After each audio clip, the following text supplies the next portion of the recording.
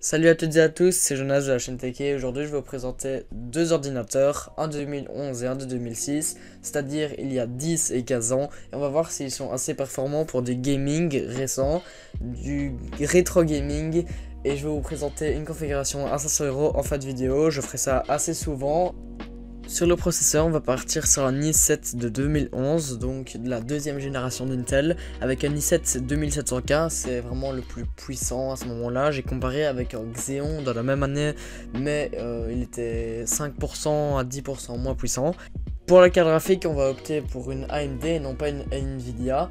Et je ne suis pas parti sur une BGPU, même si ce sont les meilleures de cette année-là, parce que je n'aime pas le principe d'avoir deux GPU, surtout leur prix, ça c'est très peu probable d'en avoir. Et on va partir sur la HD 6970, donc la plus puissante, non avec un seul GPU, et elle fera très bien l'affaire, surtout pour son année. J'ai décidé de ne pas prendre une GTX 580 car j'ai vu qu'elle était un peu moins performante que la HD 6970 et qu'elle avait quelques problèmes de drivers. Et pour la RAM, on part sur 16 Go de DDR3 à 1600 MHz. Et la conclusion, c'est que c'est jouable uniquement en low et à 30 fps sur les nouveaux jeux, à 60 fps sur des jeux qui datent de plus ou moins 2017-2018 et fera très bien l'affaire sur du rétro gaming. Par exemple, ça tournera parfaitement sur Warzone ou par exemple un peu moins sur Assassin's Creed Valhalla. Et comme ça, vous pourrez avoir des configurations PC à chaque fin de vidéo ou presque. Maintenant partons sur l'ordinateur de 2006 avec un Xeon X5365, un quad-core 4 threads aussi. La carte graphique, une 7900 GTX de chez Nvidia, très peu performante pour nos jours.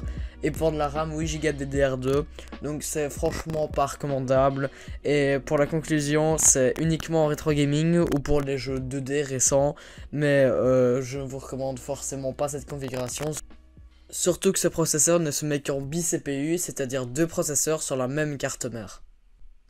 Et en conclusion, jouer avec un vieux PC peut être intéressant uniquement s'il date de 2014 ou plus, depuis la 4ème génération de Intel. Et pour les cartes graphiques, il vaut mieux opter pour la génération 700 de Nvidia, ou alors pour la génération HD 7000 de AMD qui date elle aussi de 2014. Et pour du rétro gaming, je vous conseille plus de vous diriger vers les ordinateurs monocartes que je vous présenterai dans une future vidéo. On va maintenant passer à la configuration à 500 €, qui elle est plus récente. Et on va commencer avec le processeur, c'est un i3 10100F, vraiment très performant, 4 cœurs 8 threads. Pour la carte mère, on va prendre le chipset H510 qui coûtera 85 € quand même, puisque ces cartes mères sont récentes et elles coûtent plus cher que les autres. Pour le SSD, on va prendre un Crucial P2 en M.2 NVMe à 500 Go pour 55 € et franchement c'est une très bonne affaire, surtout qu'il est très rapide puisque c'est un SSD M2.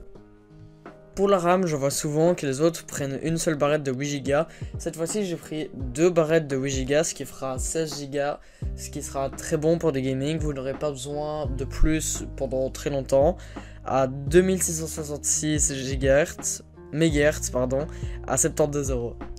Pour l'alimentation, j'en ai trouvé une pas trop chère à 450 watts de gigabit à 45 €. Pour le boîtier, je l'ai déjà dit dans une autre vidéo, c'est vous qui faites votre choix. Moi j'en ai trouvé un à 23 € que je trouve assez beau, l'Aerocool CS105 à 23 €. Et donc franchement, c'est un bon boîtier, je vous le recommande, mais à vous de voir si vous voulez mieux ou autre chose. Et pour la carte graphique, c'est là que vient le problème. Vous avez un budget de 100 à 120 € pour atteindre les 500 € et ne pas dépasser le budget en occasion, puisque en neuf vous n'aurez que des simples GT 1030 pour le mieux. Donc je vous conseille d'aller chercher des GTX 1050 Ti ou 960 comme j'ai trouvé et d'aller les acheter. Et là vous aurez une très bonne configuration avec une carte graphique puissante. Mais pour l'instant, avec les pénuries ou les prix qui augmentent, je vous déconseille d'acheter du neuf. Bien sûr, tous les liens sont dans la description et c'est déjà la fin de cette vidéo. J'espère qu'elle vous aura plu. N'oubliez pas de liker, partager, vous abonner et mettre la cloche si vous vous abonnez. En tout cas, c'était Jonas de TechEye. Ciao!